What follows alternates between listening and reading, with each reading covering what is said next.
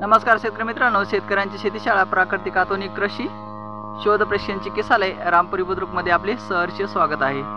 शेतकरी मित्रांनो, आज आपण आहोत, काय नाव आहे तुमचं? मनोहर सुरवसे यांच्या टोमॅटोच्या प्लॉटवर। आणि या टोमॅटोला लावून झालेले आहेत, किती दिवस झाले? दीड महिना कंप्लीट झालेला आहे। तर याची जी फळांची ग्रोथ आहे, पाण्याची कमतरता असल्यामुळे फळाची ग्रोथ थांबली, व्हायरल फंगल इन्फेक्शन आहे,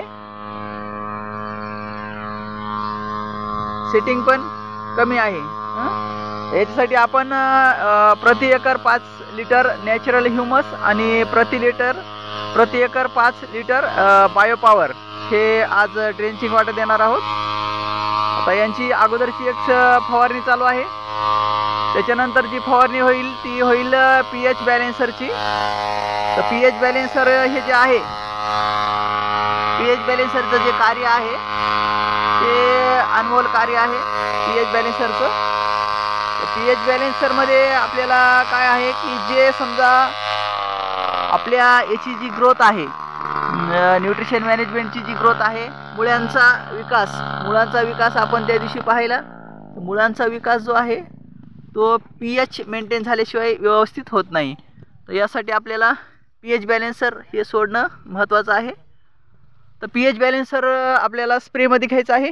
त्यासाठी आपला जमिनीचा पीएच हे मेंटेन होऊन जमिनीमधले न्यूट्रिशन ताबडतोब आपल्या पिकाला अपटेक करून देण्याचं कार्य हे पीएच बॅलेन्सर करत असतं। आणि जी सेटिंग आहे ही तर सेटिंगची टॉपिंग न होता त्याचं कन्व्हर्टेशन फळामध्ये होणं हे एक अनमोल महत्त्वाचं कार्य इथं आपल्याला साधायचं आहे। तर त्यासाठी आपल्याला जी आपल्याला ड्रेंचिंग आणि स्प्रे शेड्यूल हे खूप महत्त्वाचं आहे। तर ड्रीप इरिगेशनमध्ये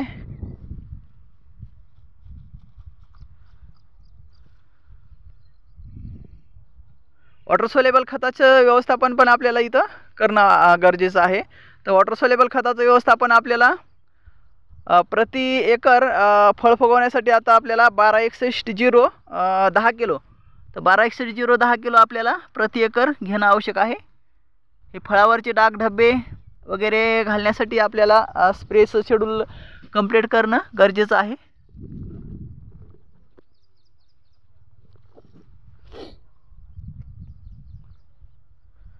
तर प्रति एकर आपल्याला 10 किलो 1261-0 फळाच्या फुगवणीसाठी हे घेणं गरजेचं आहे। तर ते काय करायचं की 4-4 दिवसाच्या फरकानं 5-5 किलो सोडायचं प्रति एकर। 4-4 दिवसाच्या फरकानं 5-5 किलो 1261-0 सोडायचं। त्याच्यासोबत एक कॅल्शियम नायट्रेटचा 1 पुडा 1 किलो आणि मॅग्नेशियम सल्फेटचा 1 पुडा 1 किलो हे घ्यायचं। आणि त्याच्यानंतर जर समजा आपल्याला ग्रोईंगसाठी जर घ्यायचं असेल तर थोडासा आपण ग्रोईंगसाठी एक ग्रोथ प्रोमोटर घेऊ शकतो, प्लांट ग्रोथ प्रोमोटर। तर प्लांट ग्रोथ प्रोमोटरमध्ये नॅचरल बायोहन्सर म्हणून एक आहे शेतीशाळेचं प्रोडक्ट, तर ते एक तुम्ही घेऊ शकता, नॅचरल बायोहन्सर। तर नॅचरल बायोहन्सरनं जी शेंड्यांची ग्रोथ आहे ती शेंड्यांची ग्रोथ 1 नंबर होईल।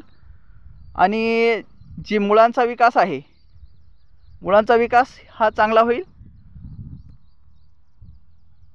ती बायोहन्सरची एक फवारणी इथं घेणं आपल्याला गरजेचं आहे।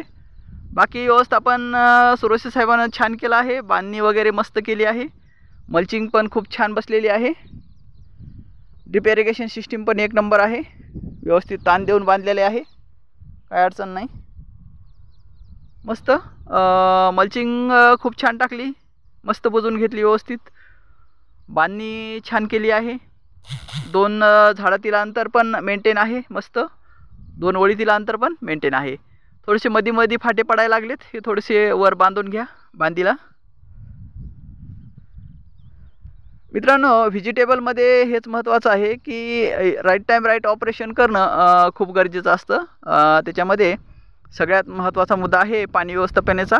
तर पाणी व्यवस्थापनामध्ये आपल्याला जसं पाणी शुद्ध आणि अल्कलाईन वॉटर हे लागतं प्यायला, जसं की आता सध्या आपण विहिरीचं बोरचं पाणी पित नाही आहे, ॲरोचं पाणी पितो. काय कारण की त्या पाण्यामध्ये TDS वाढलेला आहे, टोटल सॉल्ट डिसॉल्व.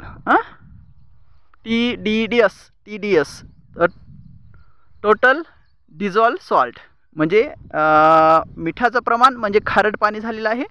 तर त्यामुळे आपण ते पाणी योग्य पद्धतीने पिऊ शकत नाही.